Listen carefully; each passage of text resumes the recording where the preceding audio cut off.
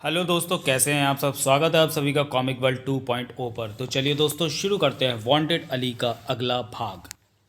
जनाब, ये तो रहमान था। इसने कैंप में तूफान उठा रखा था। मुझे क्या पता ये वही देवराज चौहान है। जो देवराज चौहान हमारे हाथ लग गया, यही बहुत है। अली ने कड़वे स्वर में कहा। यहाँ इतनी बड़ी सफलता मुझे मिलेगी मैंने सोचा भी नहीं था। चलो अब बाकियों को देख लें। इसके बाद अली को कोई सफलता नहीं मिली, क्योंकि वो जगमोहन को पहचानता नहीं था। इन सबको अपने टेंटों में जाने को कह दो और हर तरफ रखे पहरे को हटा दो। अब ज़रूरत नहीं पहरे की। वही सामान्य पहरा रखो जैसा कि अक्सर रखा जाता है। बुखारी ने फ़ौरन एक गनमैन को बुलाकर सारे निर्देश दिए। अली का चेहरा कठोर हुआ पड़ा था। रोशनी में उसकी आंखें वैश्यों की तरह चमकती दिख रही थी। वे दोनों उस टेंट की तरफ बढ़ गए जहाँ देवराज चौहान को रखा था। जनाब, ये तो बड़ी गड़बड़ हो गई। बुखारी साथ चलता कह उठा। सब कुछ देवराज चौहान ने किया और काजी खामखा मारा गया। यूसुफ खान और शरीफ खान को भी देवराज चौहान ने चक्कर डालकर मरवा डाला। देवराज चौहान खतरनाक है, अली ने भिचे स्वर में कहा। एक एक बात समझ में नहीं आ रही, परेशान से बुखारी कह उठा। क्या? काजिया की पत्नी जोरा खानम ने क्यों कहा कि उससे 30 करोड़ लेने की बात काजिया ने कही है? यहीं पर तो सारा मामला बिगड़ा और काजिया को फितरत ने कसूरवार ठहरा दिया। इसके बाद ही काजिया पागल हो उठा था। तुमने जोरा खानम को यहाँ से भेजने की जल्दी कर दी बुखारी। अब महसूस हो रहा है कि मैंने गलती की है। अब उसे ढूंढ पाना भी कठिन है। मालूम नहीं वो अफगानिस्तान में किस गांव में रहती है। जोरा खानम ने ऐसा झूठ क्यों बोला? बुखारी पछता रहा था। वो यहाँ होती तो ज़रूर बता देती। देवराज चौहान भी ये बात बता सकता था। पता नहीं वो बताता है या नहीं। चलते चलते अली ने मोबाइल निकाला और नंबर मिलाने लगा। सब लोग अपने अपने टेंटों की तरफ जा रहे थे। पहरेदार भी बुखारी के आदेश के मुताबिक इधर उधर दौड़े फिर रहे थे। बात होते ही अली ने फ़ोन पर कहा, तुम सब कैंप में आ जाओ। कहकर अली ने फ़ोन जेब में रख लिया। अपने उन आदमियों को बुलाया है जिन्हें कैंप के बाहर छोड़ आए थे, बुखारी ने कहा। हाँ, वही देवराज चौहान और महाजन को कब्जे में रखेंगे। मुझे यहाँ के लोगों पर भरोसा नहीं रहा। तुमने और उस्मान भाई ने भी बहुत लापरवाही से काम लिया। सावधान होते तो देवराज चौहान कैंप में नहीं आ सकता था। ये भूल तो मुझसे हुई। जाने क्यों हम उसे पहचान नहीं पाए जब वो भर्ती होने आया था। तबाही मचा दी देवराज चौहान ने यहाँ, और कोई उसे पहचान नहीं पाया। देवराज चौहान की वजह से हमारे कितने खास लोग मारे गए। फितरत अली की मौत तो मैं कभी भी भूल नहीं पाऊंगा। गुर्रा उठा ली। बुखारी से कुछ कहते ना बना। इस कैंप का इंतजाम मुझे बदलना होगा। बहुत जल्दी तुम्हें हथियारों के गोदामों पर भेज दूंगा। लापरवाह हो चु लापरवाह हो चुके हो तुम। मुझे भी ऊपर जवाब देना पड़ता है। वो ऐसे नुकसानों की जिम्मेवारी मुझ पर डालते हैं। मैं नहीं चाहता कि कोई मुझे शिकायत भरी नज़रों से देखे। सारा कसूर तुम्हारा है। देवराज चौहान की भर्ती के वक्त तुम और उस्मान भाई यहाँ पर थे। क्यों नहीं उसे पहचान सके? बुखारी कहता भी क्या, वो तो पहले ही बहुत पछता रहा था। दोनों एक बड़े टेंट के पास पहुंचे। टेंट के बाहर 8 गनमैन गनों के साथ सतर्क खड़े थे। देवराज चौहान इसी टेंट में? बुखारी ने पूछा। जी जनाब। दोनों टेंट के भीतर प्रवेश कर गए। जगमोहन टेंट में बेड पर लेटा बेचैनी से करवटें बदल रहा था। वो परेशान और बुरे हाल में था। उसने देवराज चौहान को पकड़े जाते देखा था। महाजन के पकड़े जाने की खबर उसे पहले ही लग चुकी थी। खेल खत्म होता नजर आ रहा था जगमोहन को। यह सब कुछ अचानक और तेजी से हुआ था। अली उसे नहीं पहचानता था, वरना वो भी अली की गिरफ्त में होता। अब उसे वो वक्त याद है जब अली उसके पास आया, उसे देखते हुए आगे बढ़ गया था। तब उसका दिल धाड़ धाड़ बज रहा था। महाजन के पकड़े जाने की बात खुल गई और अली शिनाख्त परेड करवाने जा रहा था, तो देवराज चौहान ने कैंप से फरार होने की कोशिश क्यों नहीं की? ऐसे वक्त में उसे यहाँ से निकल जाना चाहिए था। जो भी हो, जगमोहन हद तक परेशान था। वो देवराज चौहान महाजन को बचा लेना चाहता था, परंतु यहाँ कदम कदम पर गनमैन थे और वो महसूस कर चुका था कि वो कुछ नहीं कर सकता था। कुछ करने की कोशिश की तो वो मारा जाएगा। यानी कि अब कैंप में उसके करने लायक कुछ नहीं था। परंतु देवराज चौहान और महाजन की उसे चिंता थी कि क्या अली उन्हें मार देगा। मार भी सकता है। देवराज चौहान से तो अली पहले से ही खार खाए हुए कि उसके दिल्ली भेजे आतंकवादियों के कदम देवराज चौहान ने रोक दिए थे और उसका सारा काम खराब कर दिया था। ऐसे में वो देवराज चौहान को छोड़ने वाला नहीं, महाजन को भी नहीं छोड़ेगा। यानी कि यह रात भारी थी। जगमोहन ने दोनों को बचा ले जाने की तरकीब सोची, परंतु कुछ भी फैसला नहीं कर सका वो। यही बात मस्तिष्क से टकराती रही कि कुछ भी करने का मतलब है फेल हो जाना। कैंप में 60-70 से ज़्यादा गनमैन थे।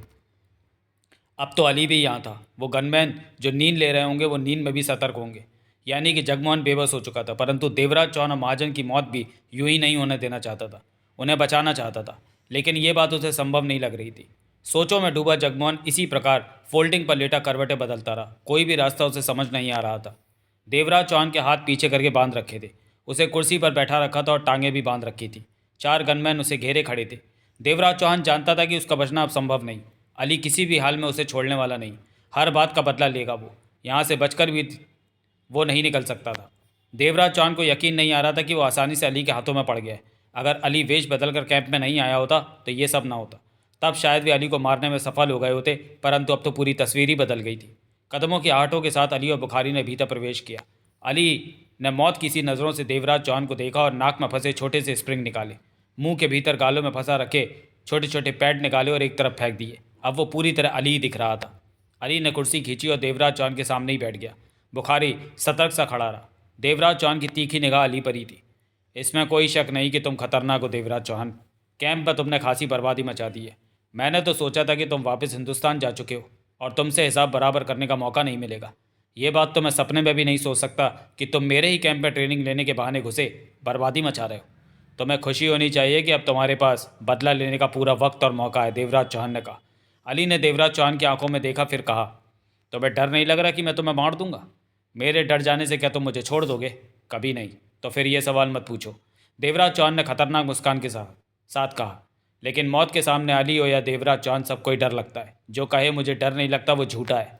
मौत के दरवाजे पर खड़े होकर तुम ठीक कह रहे हो। मैं तुमसे जानना चाहता हूँ कि तुमने कैंप पर हमला कैसे करवाया था।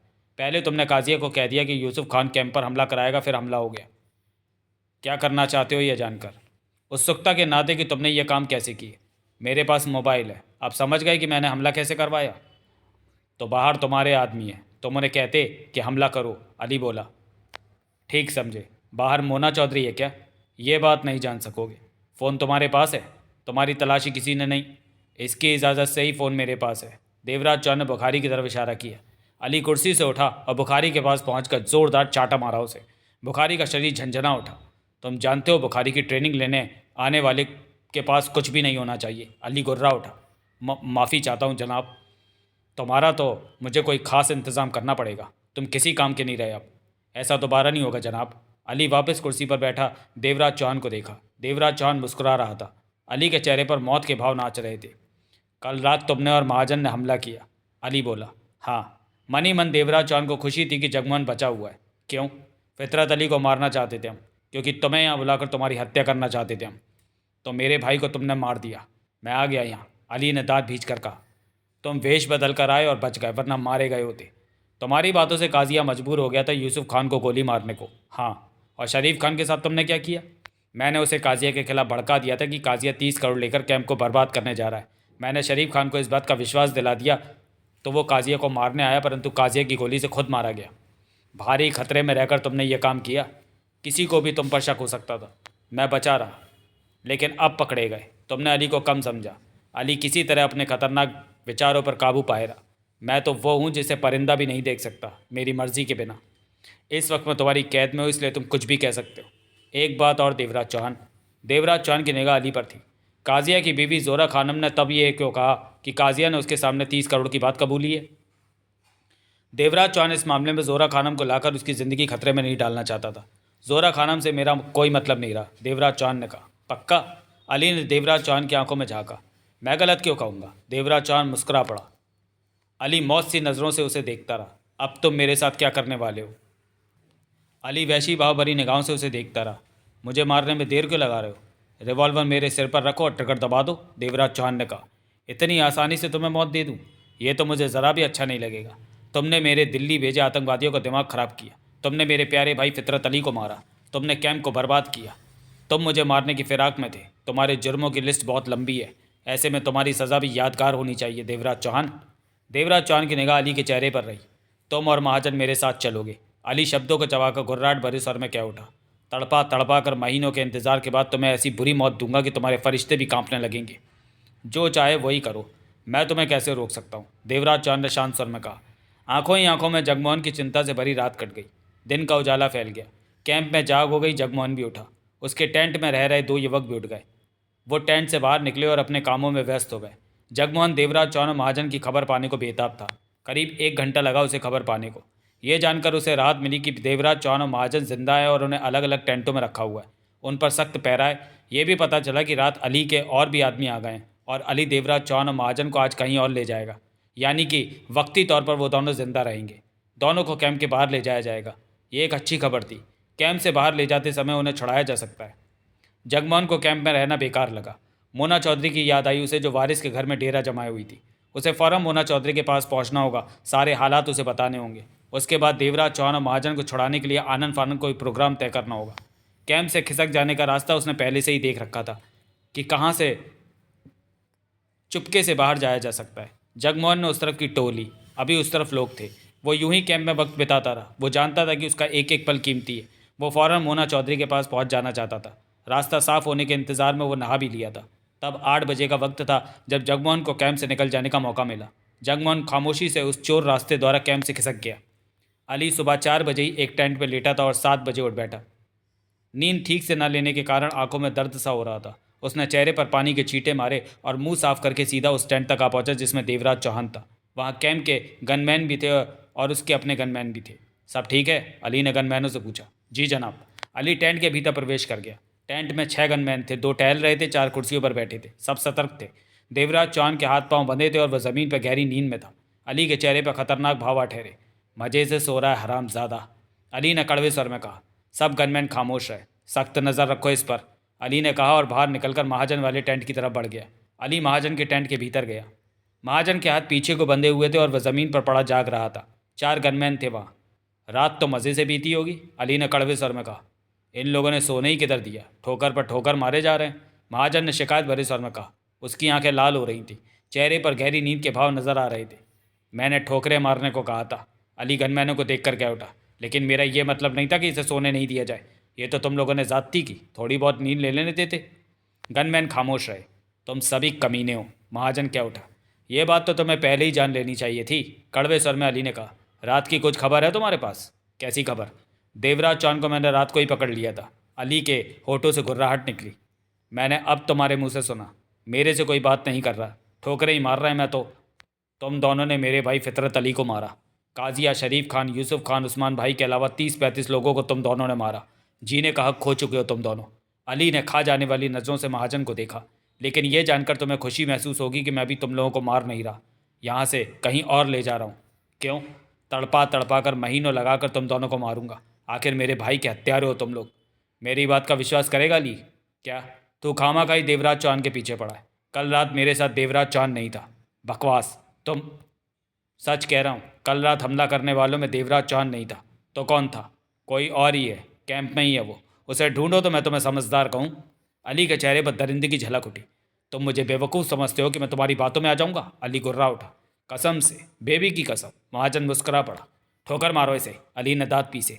पास खड़े गनमैन ने जोरदार ठोकर मारी महाजन की पीठ पर। महाजन पीड़ा से तिलमिला उठा। मैं सच कह रहा हूँ, एक और मारो। एक और ठोकर पड़ी महाजन को। भाड़ में जा तू, सच बात कह रहा हूँ तो तू मान नहीं रहा। तेरे को किसने कहा सच कहने को? तेरी माँ ने। अली के इशारे पर एक और ठोकर पड़ी महाजन को। ठोकरें खा के महाजन की हालत बुरी हो चुकी थी। अब क्या कहते हो? होठ भींचे अली ने कहा। तुम्हारे भाई को मारने के वक्त मेरे साथ देवराज चौहान नहीं, कोई और था।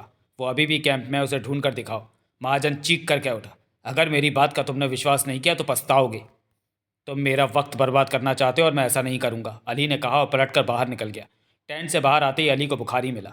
जनाब, हुक्म दीजिए, मैं क्या करूं? बुखारी जल्दी से बोला। तुमने बहुत गलतियां की हैं बुखारी। तुम्हारी वजह से ही देवराज चौहान को अपनी सोची कर जाने का मौका मिला, अली कठोर स्वर में बोला। माफ़ी चाहता हूं जनाब, दोबारा कभी ऐसा हो तो सीधे गोली मार। तुम्हारा कसूर भूलने वाला नहीं है। इस बारे में मैं तुमसे फुर्सत में बात करूंगा। अभी तुम कैंप संभालो, मैं वापस जाकर वहां से लोगों को भेजता हूं जो कैंप को दोबारा ठीक करेंगे, अली ने कहा। किसी को भेजने की ज़रूरत की क्या ज़रूरत है? मैं ही सब कुछ ठीक। जुबान बंद रखो, अली गुर्रा उठा। बुखारी सूख रहे ओटो पर जीप फेर कर रह गया। अली ने दूर खड़े एक गनमैन को बुलाया। वो खालिद मियाँ था, उसका खास अंगरक्षक। जी हुजूर, खालिद मियाँ पास आकर कह उठा। मेरी वैन ठीक है? अली ने पूछा। एकदम ठीक है जनाब, खालिद मियाँ बोला। देवराज चौहान और महाजन को उसी वैन में हमने साथ ले जाना है। वैन में ड्राइवर होगा, तुम, मैं और 2 अन्य गनमैनों को चुन लो। इस तरह हम रवाना होंगे। आगे पीछे कारों में भरे हमारे लोग होंगे। 2 घंटे तक हम यहाँ से चल पड़ेंगे। और ये बात अच्छी तरह जान लो कि रास्ते में देवराज चौहान और महाजन को छुड़ाने की चेष्टा की जाएगी। पक्का जनाब, खालिद मियाँ के होठों से निकला। पक्का, क्योंकि देवराज चौहान के साथी मुजफ्फराबाद में मौजूद है और मेरे ख्याल में अब तक उन्हें पता चल गया होगा या भी पता चल जाएगा कि दोनों को मैंने पकड़ लिया है। अली गुर्रा उठा। तब वे हर संभव चेष्टा करेंगे कि इन दोनों को छुड़ा लिया जाए। दिन के 9 बज रहे थे। शबनम अभी अभी बाजार से सामान लेकर लौटी थी। घर का दरवाज़ा खुला ही था। सामने अखबार पर नजर टिकाए वारिस बैठा था कि तभी तेजी से जगमोहन ने भीतर प्रवेश किया। जगमोहन को देखते ही वारिस उछलकर खड़ा हो गया। तुम? वारिस के होठों से निकला। जगमोहन के चेहरे पर परेशानी के भाव देखकर वारिस समझ गया कि गड़बड़ है। मोना चौधरी कहाँ है? जगमोहन ने नज़र घुमाते हुए पूछा। तुम यहाँ क्यों आए? मोना चौधरी कहाँ? पहले मेरी बात का जवाब दो। क्या तुम सीधे कैंप से मेरे घर आ रहे हो? हाँ मैं। ये तुमने क्या किया? कोई तुम्हारे पीछे हुआ तो वो जान जाएगा कि मेरे पीछे कोई नहीं है। इस बात की फिक्र मत करो। ये बताओ कि मोना चौधरी घर पर है कि नहीं? ऊपर कमरे में नींद में है। यह सुनना था कि जगमोहन तेजी से ऊपर की तरफ चढ़ बढ़ गया। वारिस उसके पीछे चल पड़ा। बोला, बात क्या है? जगमोहन ऊपरी मंजिल पर पहुंचा। एक कमरे में मोना चौधरी कंबल ओढ़े गहरी नींद में थी। मोना चौधरी। जगमोहन ने आगे बढ़कर मोना चौधरी को कंधों से पकड़कर हिलाया। मोना चौधरी फौरन उठ बैठी। जगमोहन को सामने पाकर अचकचा उठी। वारिस भी गंभीर से कमरे में आ खड़ा हुआ था। तुम? मोना चौधरी के माथे पर बल दिखने लगे। तुम यहाँ कैसे? तुम तो कैंप में। गड़बड़ हो गई। कैंप में अली आया हुआ है और उसने देवराज चौहान और महाजन को पकड़ लिया है। मोना चौधरी हक्की बक्की सी जगमोहन को देखती रह गई। महाजन और देवराज चौहान को पकड़ लिया? कैसे? मोना चौधरी के होठों से निकला। वारिस एकाएक परेशान नजर आने लगा। जगमोहन ने सारी बात बताई। सुनते ही वारिस कह उठा, देवराज चौहान और महाजन मेरे बारे में अली को बता देंगे। अली मुझे और शबनम को मार देगा। वो तो। खामोश रहो। मोना चौधरी तीखे स्वर में कह उठी, ऐसा कुछ नहीं होगा। लेकिन वो। मैंने कहा ना कि ऐसा कुछ नहीं होगा। तुम पर कोई बात नहीं आएगी। वारिस सूखे होठों पर जीभ फेर कर रह गया। अली देवराज चौहान और महाजन को अपने साथ वैन में कहीं ले जाने वाला है। जगमोहन बोला। कहाँ? ये तो मैं नहीं जानता, लेकिन हमारे पास वक्त कम है। जगमोहन व्याकुलता से कह रहा था। जब वे वैन में सड़क पर होंगे तो हम उन्हें छुड़ा सकते हैं। हमें तुरंत कोई इंतजाम करना चाहिए। मोना चौधरी होठ बीचे जगमोहन को देखे जा रही थी। इन हालातों की वजह से ही मैं कैंप से भाग आया हूँ कि तुम्हारे साथ मिलकर कुछ कर सकूँ, उन्हें बचाया जा सके। बुरी खबर लेकर तुम मेरे पास आए। जगमोहन ने वारिस को देखकर पूछा। हमें 10-20 खतरनाक आदमी चाहिए जो। इससे पूछने की ज़रूरत नहीं। मोना चौधरी बेड से उतरती कह उठी। मैंने मुजफ्फराबाद की छानबीन की है इन दिनों। मुझे मालूम है कि कहाँ से हमारे काम के आदमी मिलेंगे। 10 मिनट में हम यहाँ से निकलते हैं। मुझे डर लग रहा है कि अब तक अगर देवराज चौहान या महाजन ने मेरा नाम ले लिया होगा कि मैं यहाँ पर उनकी सहायता कर रहा हूँ, तो उसके आदमी यहाँ पहुँचते ही होंगे। वारिस परेशान स्वर में कह उठा। तुम अपने बारे में सोचना छोड़ दो, मोना चौधरी ने कहा। तुम इस मामले से बाहर हो। मैं इस मामले से बाहर कैसे हो सकता हूँ जबकि तुम लोग मेरे यहाँ टिके हुए हो? वारिस तेज स्वर में बोला। वो तुम्हारा नाम नहीं लेंगे। क्या पता ले लें? मोना चौधरी बाथरूम की तरफ बढ़ गई। जगमोहन ने कहा, वारिस तुम तो बहुत हिम्मत वाले थे। तुम समझा करो, ये मेरा घर है, यहाँ मेरी बीवी भी है, और अली का मुकाबला भला कौन कर सकता है? तुम शांत हो जाओ। ये जो भी हो रहा है उसका असर तुम पर नहीं पड़ेगा। दिन के 11 बज रहे थे। कैंप में खड़ी वैन पर देवराज चौहान और महाजन को बैठाया गया। दोनों के हाथ बंधे थे और वैन में बैठाकर उनके पाँव भी बांध दिए थे। वैन खुली थी भीतर से। वहाँ फिट कर रखी कुर्सी पर अलिया बैठा था। 2 अन्य गनमैन आ गए थे। दरवाज़ा भीतर से बंद कर लिया गया था। वैन की ड्राइविंग सीट पर एक था और उसके बगल में खालिद मियाँ बैठा था। वैन चल पड़ी। अभी रास्ता ऊबड़ खाबड़ था। धीमी गति से आगे बढ़ती दाएं बाएं डोल रही थी। देवराज चौहान और महाजन को हाथ पाँव में बैठने में परेशानी हो रही थी। अली कुर्सी पर बैठा खतरनाक नज़रों से दोनों को देख रहा था। रह रहकर उसके होठ भिज जाते थे। ये वही वैन है ना जिसमें तुम पहले भी मुझे व बेबी को पकड़ कर ले गए थे? महाजन बोला। ये सब जानने के लिए पढ़ें अनिल मोहन का पूर्व प्रकाशित उपन्यास सबसे बड़ा हमला। वही वैन है। तब हम बच निकले थे। महाजन मुस्कुराया। इस बार मौत ही नसीब में आएगी, बुरी मौत। अली गुर्रा उठा। हर बार बचने का इत्तेफाक नहीं होता। पिछली बार तो। महाजन ने देवराज चौहान को देखा। देवराज चौहान हमें कैद से निकाल ले गया था, और इस बार ये तुम्हारे साथ है। लेकिन मोना चौधरी आज़ाद है अली। तो तुम सोचते हो कि वो कमीनी तुम्हें बचा ले जाएगी? अली कड़वे स्वर में कह उठा। सोचने में क्या बुराई है? महाजन मुस्कुराया। अली महाजन को घूरने लगा। तुमने मेरी एक बात ना मानकर गलती कर दी अली। अली खामोश रहा। कैंप में हमारा एक साथी और भी है, वही जिसके साथ उस रात मैंने हमला किया और तुम्हारा भाई मारा गया। तब मेरे साथ देवराज चौहान नहीं था, वो था। मेरी बात मानकर तुम कोशिश करते तो उसे ढूंढ सकते थे। अली ने कुछ नहीं कहा। लेकिन अब मैं इस बात की गारंटी नहीं देता कि वो कैंप में होगा। क्यों? अब क्यों नहीं? अली तीखी आवाज़ में कह उठा। हम दोनों को फंसा पाकर वो कैंप से खिसक गया होगा कि मोना चौधरी को सब बता सके। तो मोना चौधरी भी मुजफ्फराबाद में है? हाँ है। देवराज चौहान के पास जो फ़ोन था उस पर यह मोना चौधरी से ही बात करता था। महाजन ने कहा। बहुत बुरी मौत मारूंगा तुम्हें। वो कौन है जिसके कैंप में होने के बारे में तुम कह रहे हो? देवराज चौहान का साथी है, जगमोहन नाम है उसका। मैंने उसे पहले देखा है? अली ने पूछा। नहीं, तुमने उसे नहीं देखा। तब वो हिंदुस्तान में था। दिल्ली में जब तुम्हारे भेजे लड़कों ने दिल्ली के रॉयल नाइट क्लब में हमला करके वहाँ के लोगों को बंधक बना लिया था, तब वो भी बंधकों के बीच था। ये सब विस्तार से जानने के लिए पढ़ें अनिल मोहन का पूर्व प्रकाशित उपन्यास बंधक। इसी वजह से तो देवराज चौहान इस मामले में कूदा था। तुम सब कुत्ते हो और कुत्ते की मौत ही मरोगे। अली गुर्रा उठा। हम हिंदुस्तानी हैं। महाजन मुस्कुराया। कुत्ते नहीं, हर हिंदुस्तानी कुत्ता है। यह तुम्हारा नज़रिया है सोचने का, महाजन ने मुंह बनाकर कहा।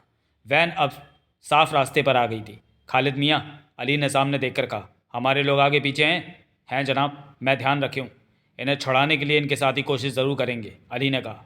कोई चिंता नहीं जनाब, मुँह की खाएंगे अगर ऐसा किया तो, खालिद मियाँ ने कहा। देवराज चौहान ने वहाँ मौजूद दोनों गनमैनों को देखा। वो सतर्क बैठे इन पर ही नज़र टिकाए थे। हर 10-15 मिनट बाद इनके बंधनों को चेक करते रहो, अली ने कहा। एक गनमैन उनके बंधन चेक करने लगा, फिर वापस आ बैठा। तुम डर रहे हो अली, जो बार बार हमारे बंधनों को चेक करने के कह रहे हो, महाजन ने कहा। डरना कैसा, मैं सतर्क हूँ, तुम लोगों को खोना नहीं चाहता, अली ने कड़वे स्वर में कहा। तुम दोनों को तड़पा तड़पा कर महीने लगाकर ऐसी बुरी मौत मारूंगा कि तुम लोगों को मारना मुझे ज़िंदगी भर याद रहेगा। हम तो अभी यहाँ से निकल जाने वाले हैं। कैसे, अली की आंखें सिकुड़ी। मोना चौधरी हमें छुड़ा ले जाएगी। अली के चेहरे पर खतरनाक भाव नाच उठे। वो एक गनमैन से बोला, इसे हर 5 मिनट में एक ठोकर मारो, छाती पर, पेट पर या कहीं भी, परंतु ये मरना नहीं चाहिए। जी जनाब, कहने के साथ ही गनमैन उठा और फुर्ती से जूते की ठोकर उसकी छाती पर मारी। महाजन के होठों से कराह निकली और खुद को संभाल न सका और वैन के फर्श पर जा गिरा। तुम इस प्रकार पैरों में गिरे कितने अच्छे लगते हो, अली जहरीले स्वर में कह उठा। तुम लोगों को बातचीत की ज़रा भी तमीज़ नहीं, महाजन ने गहरी सांस लेकर कहा। हिंदुस्तानियों को कितनी तमीज़ है वो तो मैं देख रहा हूँ। वैन तेज़ी से सड़क पर दौड़ी जा रही थी। तुमने, अली ने देवराज चौहान से कहा, बार बार मुझे मात दी, माने हुए डकैती मास्टर तो तुम हिंदुस्तान के। देवराज चौहान खामोश रहा। अगर तुम पहले मुझसे मिले होते तो मैं तुम्हें नोटों से भर देता, तुम मेरे लिए काम करते। देवराज चौहान ने कुछ नहीं कहा। पहली बार तुम मेरे रास्ते में तब आए जब मोना चौधरी और महाजन को मेरी कैद से छुड़ाया, अली विशाल स्वर में बोला। देवराज चौहान शांत भाव में मुस्कुरा पड़ा। दूसरी बार मेरे रास्ते में तुम तब आए जब तुमने मेरे द्वारा दिल्ली भेजे लड़कों के परिवार वालों को बंधक बनाकर जीरो टीवी से टाँका भिड़ाकर उन बंधकों को जान से मारने की धमकी देते टीवी पर दिखाया। उसे हिंदुस्तान में देखकर मेरे लड़के कमज़ोर पड़ गए। तुमने हमारी मेहनत पर पानी फेर दिया देवराज चौहान। देवराज चौहान पुनः मुस्कुराया। तुम्हारी जगह मैं होता तो ये सब काम करके पाकिस्तान से निकल जाता तो तुम्हें कौन ख़त्म करता। अब क्या मुझे ख़त्म कर दिया, अली ने तीखे कड़वे स्वर में कहा। देवराज चौहान मुस्कुराता रहा, अली को देखता रहा। मैं तुम लोगों को बहुत बुरी मौत मारूंगा। देवराज चौहान ने कुछ नहीं कहा। यह मुजफ्फराबाद का भीड़ भरा चौराहा था। मोना चौधरी एक तरफ हटकर एक दुकान के सामने सड़क किनारे खड़ी थी। उसके हाथ में मोबाइल फ़ोन दबा हुआ था। नज़रें आसपास घूम रही थी। सड़क पर एक तरफ एक कार खड़ी थी। 3 आदमी उसके भीतर गनों को टांगों पर रखे बैठे थे। चौथे ने ग्रेनेडों वाला थैला थाम रखा था। मोना चौधरी ने नज़र घुमाकर सामने की तरफ देखा। वहाँ भी एक कार खड़ी थी जिसके भीतर ठूसे आदमी दिखाई दे रहे थे। वे रह रहकर मोना चौधरी को देख लेते थे। मोना चौधरी ने कमीज सलवार के ऊपर काले रंग का बुर्का पहन रखा था और चेहरे का पर्दा उठा रखा था। उसके खूबसूरत चेहरे पर सख्ती और परेशानी नजर आ रही थी। 20 मिनट बीत चुके थे उन सबको यहाँ। तभी हाथ में दबा मोबाइल बजने लगा। हेलो, मोना चौधरी ने कॉलिंग स्विच दबाकर बात की। मटमैले रंग की वैन उसी चौराहे की तरफ आ रही है। उसमें अली बैठा है। मैंने उसकी झलक पा ली है शीशे में से। उसी वैन में देवराज चौहान और महाजन होंगे। तुम तैयार हो जाओ। मैं तैयार हूँ। मोना चौधरी के दांत भिज गए। वैन के आगे पीछे आदमियों से भरी कारें हैं जो कि अली के ही आदमी हैं। पक्का? हाँ पक्का। मैं उन पर तब से नज़र रख रहा हूँ जब वैन और दोनों कारें कैंप जाने वाले कच्चे रास्ते से निकलकर मुख्य सड़क पर आई थी। आगे पीछे की कारों में अली के ही आदमी भरे पड़े हैं। उन कारों का हुलिया बताओ, मोना चौधरी कठोर स्वर में बोली। वैन के आगे वाली कार का रंग सफ़ेद है जिसके नंबर की जगह कुछ भी नहीं लिखा है। ऐसी कार को तुम दूर से देखते ही पहचान लोगे। और पीछे वाली कार हरे रंग की है जिसकी छत पर कैरियर भी लगा हुआ है। चौराहे तक ये कारें कब तक पहुंचेंगी? 5-7 मिनट में। और तुम गाँव इन सब के पीछे। ठीक है, कहकर मोना चौधरी ने फ़ोन बंद किया और आदमियों से भरी एक कार की तरफ बढ़ गई। उनके पास पहुंची और उन्हें कुछ समझाने लगी। फिर वो दूसरी तरफ खड़ी कार तक पहुंची और उसके भीतर बैठे लोगों से बात करने लगी। इन सब कामों से निपटकर मोना चौधरी एक तरफ आ खड़ी हुई। चौराहों पर वाहनों की भीड़ थी और रोज़ की तरह सामान्य तौर पर वाहन गुजर रहे थे। कोई नहीं जानता था कि अगले कुछ ही पलों में यहाँ बहुत कुछ होने वाला है। कारों में बैठे आदमी बाहर निकलकर इधर उधर फैलने लगे थे। गनें उनके हाथों में थी और कानून की इन्हें ज़रा भी परवाह नहीं थी। दो तीन ने ग्रेनेड के थैले थाम रखे थे। 2-3 मिनट में ही वे लोग अपनी पोजीशन ले चुके थे। राह चलते जिन लोगों ने ये सब देखा वो तुरंत दूर खिसकते चले गए। अगर कुछ दुकान वालों की नज़र उन पर पड़ी तो उन्होंने अपनी दुकान के शटर गिरा दिए। 5 मिनट में ही चौराहे पर चुप्पी सी दिखने लगी, परंतु वाहन आ जा रहे थे। जल्दी ही सामने से सफ़ेद कार आती दिखाई दी जिस पर नंबर प्लेट नहीं थी। उसके पीछे हरे से मैले रंग की वैन दिखी। मोना चौधरी ने उसी पल वहां फैले अपने लोगों को इशारा किया। साथ ही रिवॉल्वर निकालते हुए पीछे वैन की तरफ बढ़ती चली गई कि अगले ही पल उस सफ़ेद कार पर एक साथ कई ग्रेनेड गिरे। वो इलाका धमाकों से गूंज उठा। कभी तड़ गोलियों की आवाज़ें गूंज उठी। सफ़ेद कार में बैठे लोग मरने लगे। इसी क्षण वैन के पीछे हरी कार का भी यही हाल हुआ। चौराहे का सारा वातावरण गोलियों और धमाकों से गूंज उठा। अफरा तफरी मच गई। चलते वाहन एकाएक थम गए। लोग अपनी अपनी गाड़ियां वहीं छोड़कर भागने लगे। चीखों पुकार गूंजने लगी थी। तभी वैन पर ग्रेनेडों की बौछार होने लगी। एक के बाद एक धमाके गूंजने लगे। वैन के शीशों से टकराकर भी ग्रेनेड फटे, परंतु वैन का कुछ भी नहीं बिगड़ा। शीशे सलामत रहे, वो पूरी तरह सलामत रही। अब वैन के आसपास गने थामे आदमी ही आदमी नजर आ रहे थे। वैन को यहाँ से जाना नहीं चाहिए, मोना चौधरी चीखी। चलो जल्दी से वैन को खोलो। वे गोलियां बरसाए जा रहे थे, ग्रेनेड फेंके जा रहे थे, परंतु वैन पर कोई फर्क नहीं पड़ रहा था। आर्म्स प्रूफ वैन थी वो, यहाँ तक टायरों को भी बुलेट प्रूफ शीट कवर कर रही थी। तभी वैन की खिड़की से झांकती अली की आंखें मिली। मोना चौधरी ने दांत भींचकर खिड़की से शीशे पर फायर कर दिया, परंतु गोली शीशे से टकराकर छितरा गई। शीशे पर सिर्फ काला सा निशान ही उभरा। मोना चौधरी पास पहुंचकर वैन का पीछे का दरवाज़ा खोलने की चेष्टा करने लगी, परंतु कोई फ़ायदा नहीं हुआ। इस कोशिश के दौरान भीतर मौजूद गनमैनों और देवराज चौहान ने आंखें मिली। तभी वैन आगे बढ़ने लगी। सामने तबाह हुई पड़ी सफ़ेद कार की बगल से रास्ता बनाती वैन आगे बढ़ गई। वहाँ लाशें बिखरी थी, सड़क पर फैला खून नजर आ रहा था। वैन एक लाश के ऊपर से भी गुजर गई थी। मोना चौधरी हारी सी सड़क के बीच खड़ी रह गई थी। वैन जा रही है। एक आदमी भागा सा मोना चौधरी के पास आया। वैन पर किसी भी तरह के हथियार का असर नहीं हो रहा। दूसरा आदमी पास आया। वैन को रोको किसी तरह, मोना चौधरी कह उठी। यह आसान नहीं लगता। तभी मोना चौधरी ने फ़ोन पर नंबर मिलाए। यही वो वक्त था जब एक कार पास से निकली। ड्राइविंग सीट पर जगमोहन बैठा दिखा। मोना चौधरी की बात फ़ोन पर जगमोहन से हो गई। तुम क्या कर रहे हो? मोना चौधरी तेज स्वर में बोली। मैं वैन के पीछे हूँ। वैन आर्म्स प्रूफ है, मोना चौधरी ने कहा। वो बचकर निकल गए। मैंने सब देखा है। जगमोहन की आवाज़ कानों में पड़ी। हमें पहले ही सोच लेना चाहिए था कि अली की वैन का सुरक्षा प्रबंध पक्का होगा। मैं अब इनका ठिकाना देखूंगा कि ये कहाँ जाते हैं। मैंने वैन में बैठे देवराज चौहान को देखा था, परंतु महाजन नहीं दिखा। मोना चौधरी दांत भींचकर बोली। वो भी भीतर ही होगा। एकाएक मोना चौधरी सड़क के बीच खड़ी एक कार की तरफ दौड़ी और कह उठी, मैं भी तुम्हारे पीछे आ रही हूँ। अली ठहाका लगा उठा। वैन के आगे बढ़ते ही देवराज चौहान होड़ पीछे अली को देख रहा था। महाजन नीचे बंधा पड़ा था। हर 5 मिनट के बाद उसे ठोकर पड़ रही थी, जिससे वो परेशान हो उठा था। मैं जानता था कि कोशिश होगी, छुड़ाने की पूरी कोशिश होगी। अली हंसी रोकते कह उठा। मोना चौधरी ने कोई कसर नहीं छोड़ी तुम दोनों को छुड़ाने में, परंतु मैं भी तो इंतज़ाम पूरा करके चलता हूँ। ये किले बंद वैन है। किले में तो जाने का फिर भी कोई रास्ता होगा, परंतु इस वैन के भीतर आने का कोई रास्ता नहीं। यह आर्म्स प्रूफ वैन है। बहुत पैसा खर्चा था इसे बनाने में। किसी भी तरह का गोला बारूद इस पर असर नहीं कर सकता। अली यूं ही सुरक्षित नहीं रहता। नीचे पड़ा। महाजन कह उठा। खुश हो? बहुत बहुत। दुश्मन हार जाए तो इससे ज़्यादा खुशी की क्या बात हो सकती है? अली खतरनाक अंदाज में मुस्कुराया। अली, तू अभी मोना चौधरी को जानता नहीं ठीक से। महाजन कठोर स्वर में कह उठा। क्यों नहीं जानता? उसका चेहरा याद है मुझे, और वो औरत है वैसी ही औरत जैसी कि हर औरत होती है। लेकिन मोना चौधरी में एक चीज़ हटकर है। क्या? दिमाग, उसकी सोचें। मुझे इससे कोई फ़र्क नहीं पड़ता। पीछे देख, वो आ रही है। अब वो तेरा पीछा नहीं छोड़ने वाली। अली की गर्दन घूमी और वो पीछे के शीशे से बाहर देखने लगा।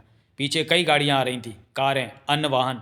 तभी गनमैन आगे बढ़ा और महाजन की पीठ में जोरदार ठोकर मारी। महाजन कराकर तड़प उठा। उल्लू का पट्ठा, महाजन के होठों से निकला। फिर अली से कहा, इन ठोकरों को रोक दो। क्यों? अली ने गर्दन घुमाकर महाजन को देखा। क्यों, क्या तकलीफ होती है? इन ठोकरों द्वारा तो मैं तुम पर अपना प्यार जता रहा हूँ। अभी से तुम घबरा गए? मोना चौधरी और जगमोहन पीछे आ रहे हैं। महाजन गहरी सांस लेकर बोला। लगता तो नहीं। तुम्हें लगेगा भी नहीं। वो सावधानी बरत रहे होंगे। तुम क्या सोचते हो कि उन्होंने तुम्हारा पीछा छोड़ दिया होगा? अली ने वहाँ बैठे दूसरे गनमैन से कहा। तुम पीछे नज़र रखो। ऐसी कोई कार या अन्य वाहन दिखे जिसमें मर्द औरत हो तो मुझे बताना। जी जनाब, गनमैन ने कहा और शीशे में से पीछे आते वाहनों पर नज़र रखने लगा। तुम तो डर गए अली, महाजन क्या उठा। पीछे नज़र रखवाने लगे। अली दुश्मन को कभी कमज़ोर नहीं समझता। अली ने तीखे स्वर में कहा। तुम भी जानते हो कि मुझे किसी बात का डर नहीं। बात तो यह है कि अगर कोई मेरे पीछे है तो मुझे उसकी जानकारी होनी चाहिए। महाजन ने कुछ नहीं कहा। इसमें कोई शक नहीं कि मोना चौधरी खतरनाक, हौसले वाली और शातिर है। सुन तो उसके बारे में रखा है, परंतु महसूस आज किया कि दुश्मन के तौर पर उसकी ताकत कम नहीं आंकी जा सकती। मेरी नज़रें उससे मिली थी। वह भूखी शेरनी लग रही थी। यकीनन उस वक्त मैं उसके हाथ लग गया होता तो मुझे ज़िंदा नहीं छोड़ती। ऐसा मौका दोबारा भी आएगा कि। तभी आगे बैठा खालिद मियाँ क्या उठा। जनाब, आगे पीछे की कारों में हमारे सब आदमी मारे गए। वो कुल 9 थे। इसका अफसोस है मुझे, अली गंभीर स्वर में बोला। मैं तब बाहर ही देख रहा था। हमारे आदमियों को संभलने का मौका ही नहीं मिला कि वो कुछ कर पाते। खालिद मियाँ बोला। हमला करने वाले पहले से ही तैयार खड़े थे। उन्हें पता था कि हमने उसी चौराहे से निकलना है। लेकिन मोना चौधरी को कैसे पता लग गया कि हम इन दोनों को लेकर कैंप से चल रहे हैं? खालिद मियाँ ने कहा। अली ने सोच भरी निगाहों से महाजन को देखा और कह उठा। मेरे ख्याल में कैंप में इनका कोई और साथी भी हो सकता है जो सब कुछ जानकर कैंप से बाहर निकल गया और मोना चौधरी ने हमले की तैयारी कर ली। आप क्या मोना चौधरी की तारीफ़ कर रहे हैं जनाब? नहीं खालिद मियाँ, अली गुर्रा उठा। मैं तो मोना चौधरी को बहुत बुरी मौत मारना चाहता हूँ। जी जनाब, इस काम में हम सब आपके साथ हैं। तभी वैन से चिड़िया चहकने की आवाज़ गूंज उठी। अली का सैटेलाइट फ़ोन बज उठा था। हेलो कहने से पहले अली ने सैटेलाइट फ़ोन उठाकर कॉलिंग स्विच दबाकर फ़ोन कान से लगाया था। अली साहब आदाब। ओह लीडर। अली के चेहरे पर मुस्कान उभरी। पाकिस्तान आ गए क्या? नहीं जनाब, अभी तो मैं दिल्ली में हूँ। यहाँ के काम पूरे करके ही पाकिस्तान के लिए चलूँगा। दिल्ली के क्या हाल है? अभी तक हमारे उस हमले की दहशत दिल्ली के माहौल में फैली है। लीडर की आवाज़ कानों में पड़ रही थी। हम दिल्ली में दहशत फैलाना चाहते थे, उसमें कामयाब रहे। 600-700 लोगों की जान ली हमारे लड़कों ने। सब तुम्हारी मेहनत का नतीजा है लीडर। तुमने ही सड़कों को दिल्ली में राह दिखाई। तुमने ही लड़कों को दिल्ली में राह दिखाई। लड़के भी तो कमाल के थे, आपने उन्हें तैयार करके भेजा था। हम सब ने ही बढ़िया काम किया जनाब। मैं कुछ नया प्लान कर रहा हूँ। क्या? पीएम हाउस पर लड़कों से हमला कराया जाए। अगर पीएम हाउस हमारे लड़कों के कब्जे में आ जाए तो हम दुनिया को दिखा सकेंगे कि हम कितने ताकतवर हैं। पाकिस्तान भी हमारे संगठन के आगे झुकेगा। तुम जब कहोगे मैं लड़के भेज दूंगा। आगे का काम तो तुमने ही लड़कों के साथ करना है। ठीक है जनाब, मैं जल्दी पीएम हाउस की छानबीन शुरू कर दूंगा। पाकिस्तान कब आ रहे हो? अभी बहुत काम है मुझे, 1 महीना तो लग ही जाएगा आते आते।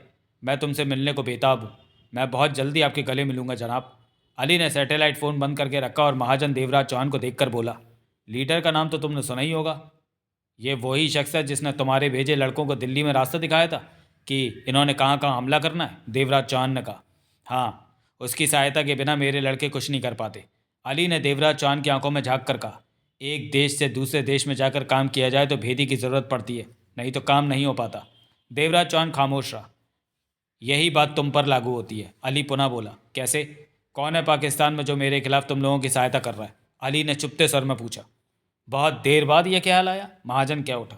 तभी गनमैन आगे बढ़ा और महाजन के कूल्हे पर ठोकर मारी। उल्लू का पट्टा, भूलता भी नहीं है। महाजन तड़प कर क्या उठा। कोई नहीं है हमारे साथ, देवराज चौहान ने कहा। मोना चौधरी मुजफ्फराबाद में किसी के पास तो ठहरी, वो होटल में थी। अली होठ भींचकर देवराज चौहान को देखने लगा, फिर क्या उठा। किसी ने तो तुम लोगों को बताया होगा कि मेरे संगठन का कैंप मुजफ्फराबाद में। यह जानना बड़ी बात नहीं, पता चल ही जाता है। कहाँ? देवराज चौहान ने। तुम सीधी तरह नहीं बताओगे? अली ने देवराज चौहान से देख लेने वाले अंदाज में कहा। हमारा कोई साथी नहीं है। अब की बार तुम ये पूछोगे तो मैं जवाब नहीं दूंगा। अली देवराज चौहान को कठोर निगाहों से देखने लगा। वैन तेजी से दौड़ी जा रही थी। तभी महाजन के कूलों पर गनमैन की तगड़ी ठोकर पड़ी। उल्लू का पट्ठा, महाजन तड़प कर कह उठा। सफ़र जारी हुए 3 घंटे बीत चुके थे। दोपहर के 2 बज रहे थे। जगमोहन बराबर का फासला रखे आगे जाती वैन के पीछे था। चेहरे पर कठोरता ठहरी हुई थी। मोना चौधरी पीछे वाली सीट पर लेटी हुई थी। जगमोहन ने ही उसे ऐसा करने को कहा था ताकि वैन वाले मोना चौधरी को न पहचान सके, ये महसूस ना कर सके कि वो उनके पीछे है। मोना चौधरी ने थोड़ा सा सिर उठाकर शीशे से बाहर देखा, फिर क्या उठी। ये रास्ता मियाँवली को जाता है। तो अली देवराज चौहान और महाजन को लेकर मियाँवली जा रहा है। जगमोहन ने शब्दों को चबाकर कहा। ऐसा ही लगता है। मियाँवली शहर से तुम वाकिफ़ हो? कुछ हद तक। पहले वारिस साथ था तो रास्तों के मामले में उसने बहुत सहायता की हमारी। मोना चौधरी बोली। मियाँवली में कहाँ पर जाएंगे ये नहीं कह सकती। जगमोहन सख्ती ओढ़े कार चलाता रहा, बोला। कितनी देर का रास्ता है मियाँवली का? शाम तक पहुँचेंगे, मोना चौधरी ने कहा। तुम्हें शायद पता नहीं होगा कि अली की इस वैन में मैं सफ़र कर चुकी हूँ। कब? एक बार अली ने मुझे और महाजन को पकड़ लिया था, तब वो हम दोनों को इसी वैन में ले गया था, मोना चौधरी ने कहा। जब तुम्हें देवराज चौहान ने वहाँ से आज़ाद करवाया? हाँ, तब मुझे नहीं मालूम था कि सुरक्षा के नाते ये वैन इस हद तक मजबूत है। अली जैसे इंसान अपनी सुरक्षा का प्रबंध करके ही बाहर निकलते हैं। कार तेजी से वैन के पीछे दौड़ी जा रही थी। कुछ देर बाद मोना चौधरी कह उठी। ये अच्छी बात रही कि अभी अली ने देवराज चौहान और महाजन को मारा नहीं है। जगमोहन घुर्रा कर रह गया। मैं एक बात तुम्हें याद दिला देना चाहता हूँ कि अली किसी शैतान से कम नहीं है। चालाक है, फुर्तीला और तेज़ दिमाग रखता है। उसका मुकाबला करना आसान नहीं है। मैं सिर्फ देवराज चौहान और महाजन को आज़ाद कराना चाहता हूँ, जगमोहन ने दांत भींच कर कहा। फिलहाल तो यही मकसद है। मोना चौधरी के चेहरे पर सख्ती उभरी। ये जुदा बात है कि इस दौरान अली पर हाथ साफ करने का मौका लग जाए। मैं पहले से ही जानती थी कि अली चालबाज इंसान है, दूर की सोचता है। जब वो कैंप पर पहुंचा तो तुम में से कोई भी उसे नहीं पहचान पाया। नहीं, उसका हुलिया ही ऐसा था। वो बुखारी के गनमैन के रूप में वहाँ पहुंचा था। आसान नहीं है अली को पकड़ पाना। मैं और देवराज चौहान कब से अली की टोह में है, परंतु हमें कभी इस बात की हवा भी नहीं मिली कि वो किधर है। सिर्फ उसकी खबरें ही मिलती रही थी कि वो इधर आया उधर आया। अब वो नहीं बचेगा। जगमोहन गर्रा उठा। मोना चौधरी ने कुछ नहीं कहा। कार तेजी से दौड़ी जा रही थी। हाईवे के किनारे बसे गांव तेजी से पीछे छूटते जा रहे थे। वैन की रफ्तार तेज थी।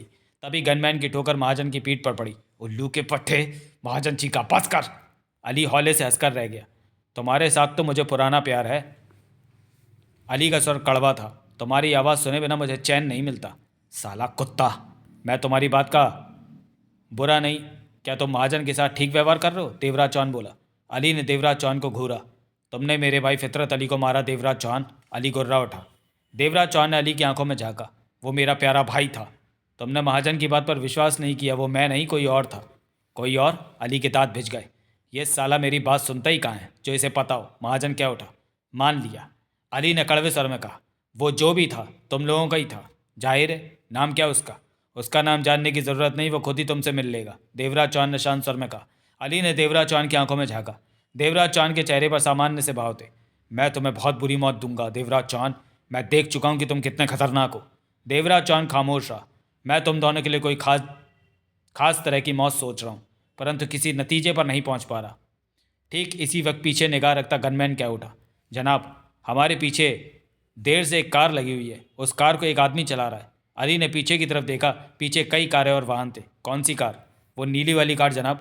इस वक्त वो पीछे चौथे नंबर पर है। कभी वो हमारे पीछे आ जाती है तो कभी पीछे की तरफ दूर हो जाती है, लेकिन वो हमारी वैन को ओवरटेक नहीं कर रही, गनमैन ने कहा।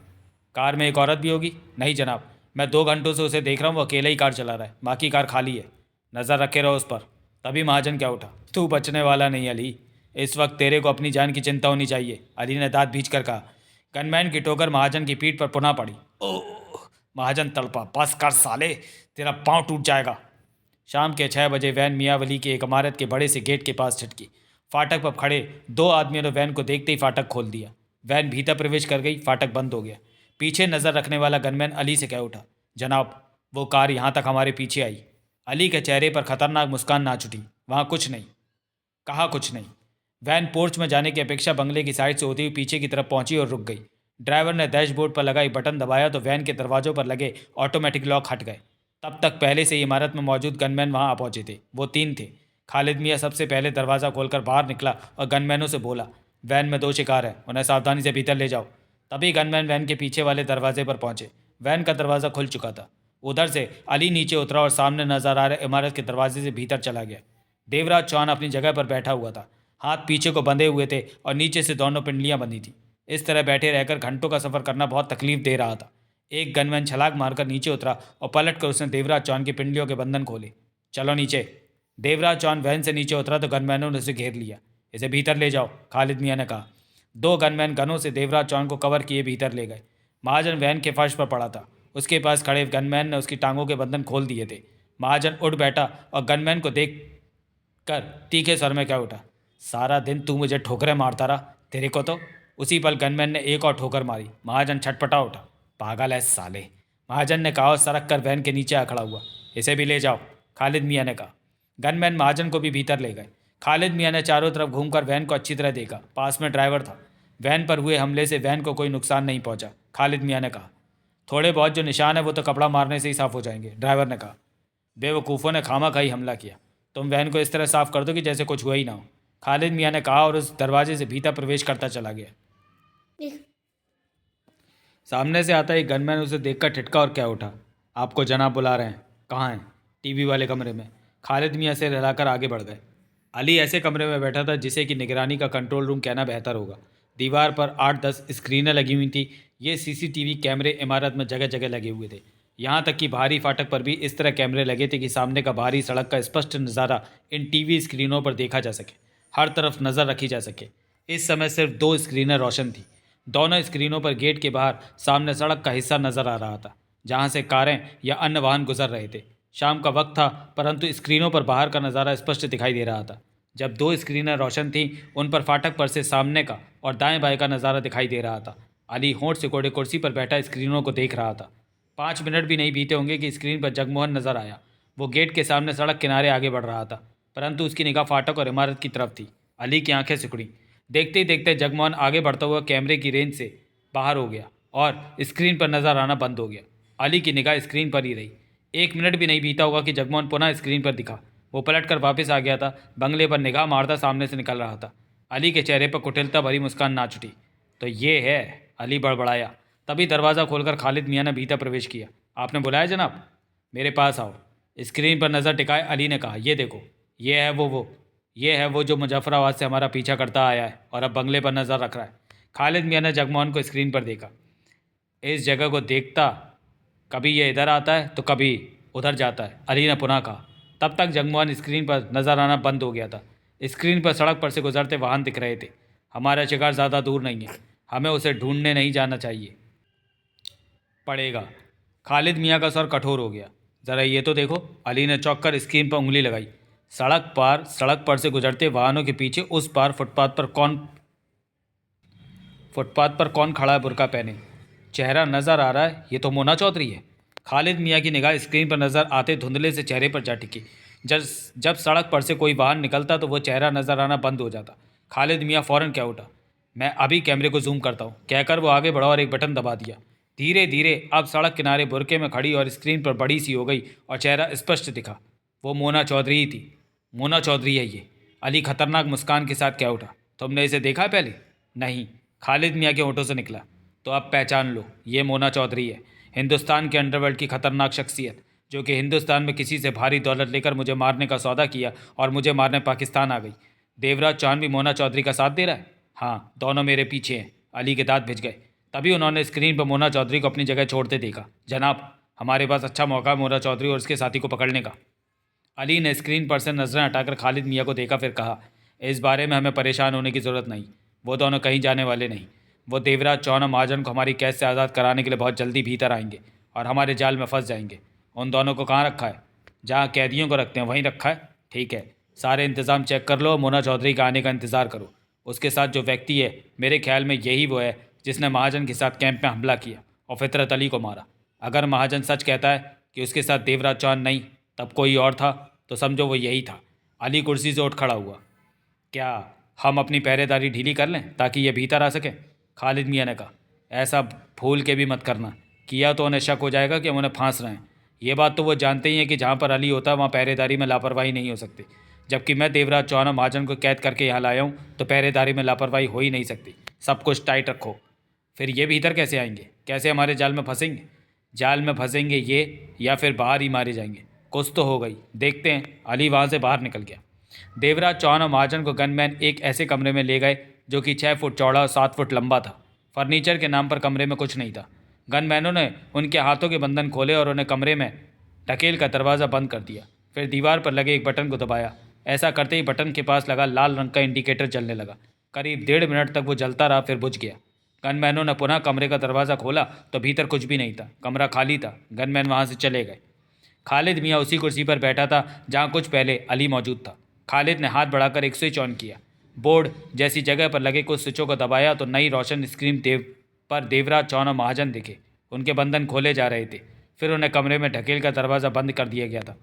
स्क्रीन पर उसे देवराज चौहान और महाजन दिखते रहे। एकाएक दोनों को चौंकते और बातें करते देखा। सीसीटीवी कैमरों में बातें सुनने का कोई इंतज़ाम नहीं था, परंतु खालिद जानता था कि वो कमरे के बारे में बात कर रहे हैं कि कमरा नीचे जा रहा है। खालिद मियाँ उन्हें देखता रहा।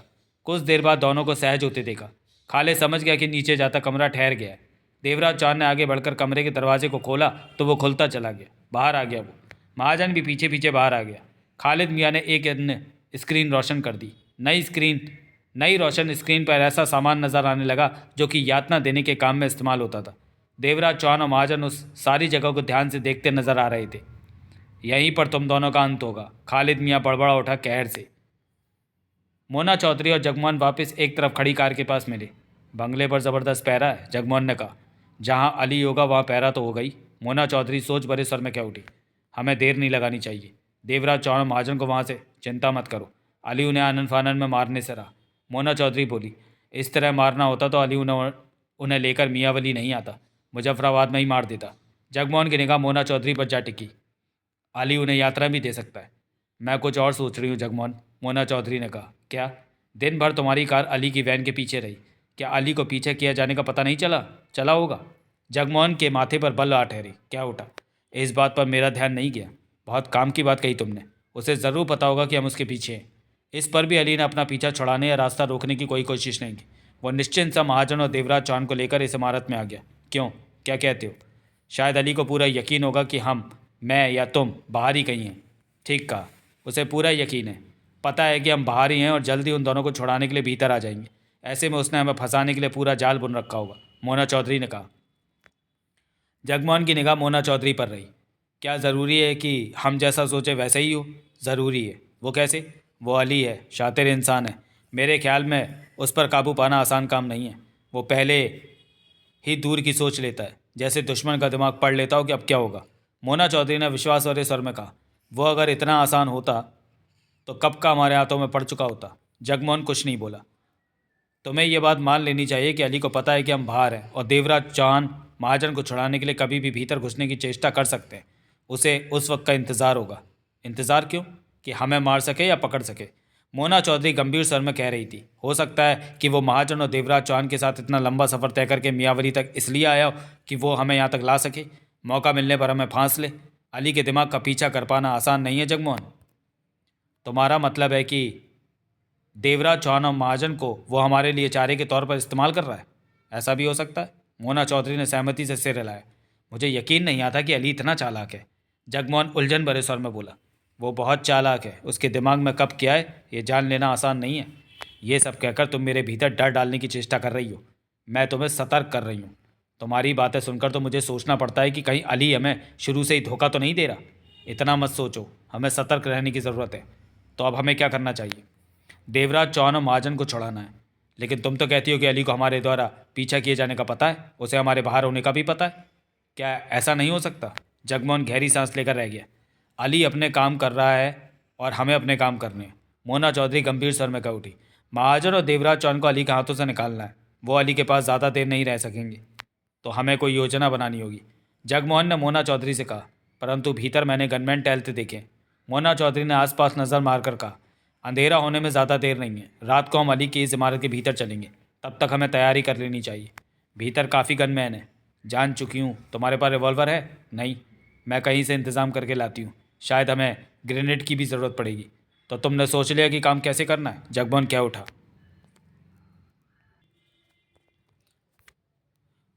पूरी तरह नहीं सोचा, परंतु इतना तो जाहिर है कि अगर हमने गनमैनों का मुकाबला किया तो सफल नहीं हो सकेंगे। हमें गनमैनों से बचकर भीतर प्रवेश करना होगा, जैसे कि छत का रास्ता। जगमोहन की निगाह उस इमारत की छत की तरफ गई। वो 3 मंजिला इमारत थी। मैं हथियार का इंतजाम कर लूँ? तब तक तुम यहाँ नज़र रखो, मोना चौधरी ने कहा। देवराज चौहान और महाजन को एकाएक स्पष्ट एहसास हुआ कि वो कमरा लिफ्ट की तरह नीचे जाने लगा है। तो दोनों चौंके, एक दूसरे को देखा। ये तो लिफ्ट जैसा है, महाजन के होठों से निकला। ये लिफ्ट ही है, इसे कमरे का रूप दे रखा है। देवराज चौहान ने कहा। तभी तो हमारे साथ कोई नहीं आया और हमें इसमें बंद करके नीचे कहीं भेजा जा रहा है। ये लिफ्ट नीचे की तरफ जा रही है। नीचे तहखाना होगा। देवराज चौहान होठ से कोड़कर रह गया। हमें कैद करके रखने का यहाँ अली के पास पक्का इंतजाम होगा तभी। मेरे ख्याल में जहाँ लिफ्ट रुकेगी वहाँ हमें गिरफ्त में लेने के लिए ये लोग मौजूद होंगे। कुछ पलों बाद ही लिफ्ट जैसा वो कमरा रुक गया। उन्हें हल्का सा झटका लगा।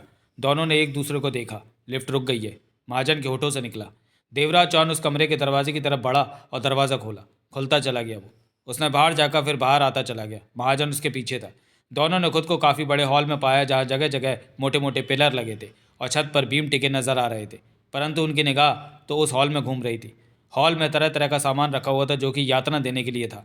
आदमकाल के वक्त के तरीके यहाँ थे सजा देने के लिए। देखकर स्पष्ट एहसास हो रहा था कि ये जगह बराबर इस्तेमाल की जाती है। ये तो यातना घर है। महाजन क्या उठा। तभी तो अली हमें यहाँ लाया कि हमें तड़पा तड़पा कर मार सके। वो ठीक ही कहता रहा रास्ते में कि हमें यहाँ से निकलने का रास्ता ढूंढना चाहिए। कैसे? देवराज चौहान ने महाजन को देखा। महाजन ने पल भर के लिए सोचा और उसी लिफ्ट वाले कमरे की तरफ बढ़ गया। देवराज चौहान ने पुनः आसपास नजर मारी। यहाँ पर्याप्त रोशनी हो रही थी। यात्रा देने वाली चीज़ें अधिकतर लकड़ी की थी। कहीं पर टांगों और गले को जकड़ने का इंतजाम था, तो कहीं पर तख्त जैसा लंबा फट्टा मौजूद था कि उस पर किसी को लिटाकर पाँव को नीचे से बांधकर और हाथों को ऊपर से बांधकर पास ही मौजूद पड़ी चक्री को घुमाया जाए तो हाथ की तरफ से हाथ खींचने लगते और पाँव की तरफ से पाँव खींचने लगते हैं।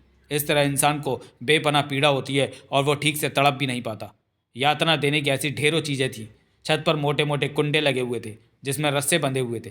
यात्रा के कई सिस्टम तो देवराज चौहान को भी समझ नहीं आ रहे थे, परंतु उसे वहाँ कोई आदमी भी नहीं दिखा, जो कि अजीब बात थी।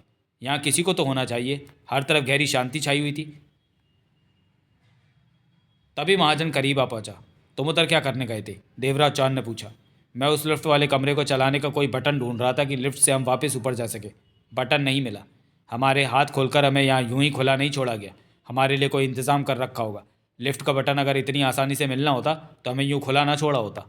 अली अली अब हमें यातना देकर तड़पा तड़पा कर मारेगा। महाजन के दांत पिच गए।